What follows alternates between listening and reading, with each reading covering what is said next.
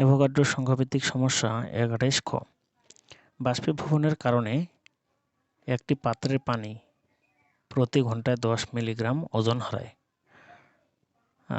পানিটা কি হয়? 10 মিলিগ্রাম ওজন হারায়। তো পানিটা কিভাবে ওজন হারাবে? যখন পানিটা বাষ্পে পরিণত হবে। প্রতি সেকেন্ডে ওই প্রক্রিয়ায় জলীয় বাষ্পের কয়টি অণু উৎপন্ন হবে? তাহলে প্রতি সেকেন্ডে ওই প্রক্রিয়ায় জলীয় বাষ্পের কতটি অণু উৎপন্ন হবে? তো এখানে পানি প্রতি ঘন্টায় 10 মিলিগ্রাম ওজন হারায়, মানে পানিটা জলীয় বাষ্পে পরিণত হয়। এবং কতটুকু জলীয় বাষ্পে পরিণত হয়?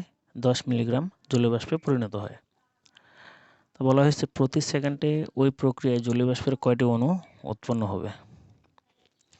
এখানে কিন্তু ঘন্টায় দেওয়া আছে।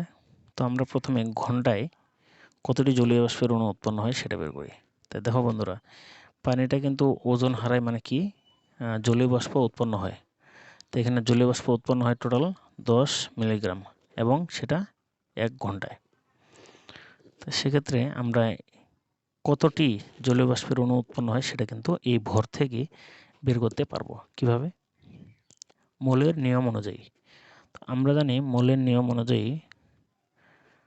পানির আণবিক ভর কত? 18 গ্রাম। 18 গ্রামে আমরা বলি 1 মোল পানি।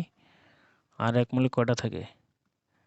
6.023 × 10^23 এতটি আমরা পানির এখানে জলীয় বাষ্পের অংশটা হিসাব করব। এজন্য পানিটা এখানে কি গ্যাস, মানে জলীয় বাষ্প।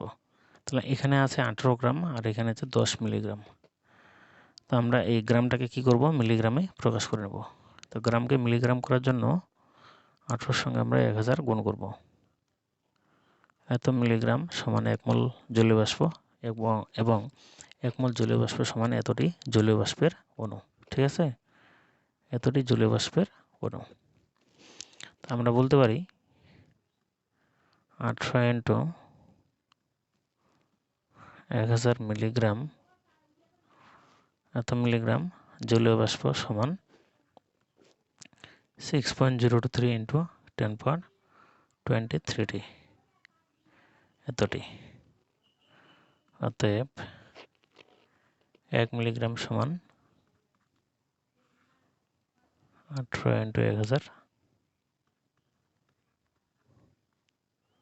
6.023 × 10^23। অতএব এখানে যেহেতু 10 মিলিগ্রাম ওজন হারায়, মানে পানিটা 10 মিলিগ্রাম ওজন হারায়, মানে 10 মিলিগ্রাম জলীয় বাষ্প উৎপন্ন হয়। এখানে তাহলে 10 মিলিগ্রাম যে জলীয় বাষ্পটা উৎপন্ন হলো, সেই 10 মিলিগ্রাম জলীয় বাষ্পের সমান কতটি জলীয় বাষ্পের অণু সেটা বের করি। তাহলে এখানে 10 × 6.023 × 10^23 ভাগ 18 × 1000। তাহলে ফলাফল আসবে 3.34 × 10^20 এতটি। তো দেখো 10 মিলিগ্রাম জলীয় বাষ্প যেটা তৈরি হচ্ছে পানি থেকে, সেই 10 মিলিগ্রাম জলীয় বাষ্প সমান এতটি জলীয় বাষ্পের অণু। ঠিক আছে?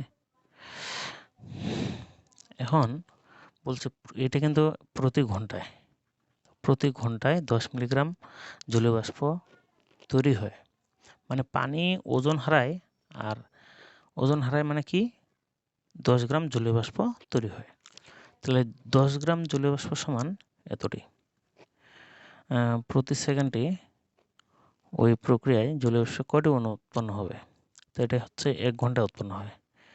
1 ঘন্টা মানে কত? আবার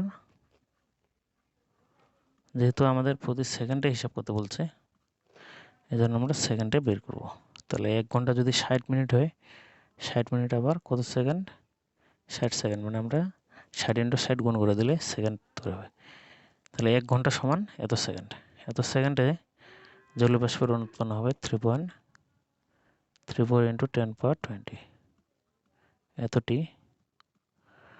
হ্যাঁ, অতএব 1 সেকেন্ডে, যেহেতু প্রতি সেকেন্ডে হিসাব করতে বলছে প্রতি, সেক্ষেত্রে অতএব 1 সেকেন্ডে এখানে 60 × 60 আর উপরে হচ্ছে 3.34 × 10⁻23। অ্যান্সার আসবে 9.29 × 10⁻16, এতটি জলীয় বাষ্পের অণু। সুতরাং 1 সেকেন্ডে মানে প্রতি সেকেন্ডে এতটি জলীয় বাষ্পের অণু উৎপন্ন হয়। অ্যান্সার, ঠিক আছে।